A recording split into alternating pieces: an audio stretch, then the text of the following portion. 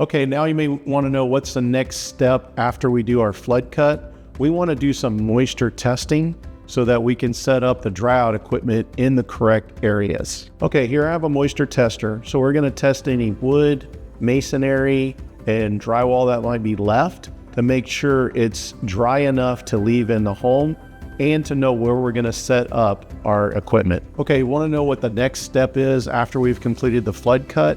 That would be doing some moisture testing. Okay, this is a moisture tester. And what we're gonna test the wood and the masonry to see where we need to set up our drywall equipment. Okay, as you can see, I'm gonna pull this against this wood here, and it's got a lot of moisture in it. We wanna be probably around 50, 60, 70% moisture. That one's 25%.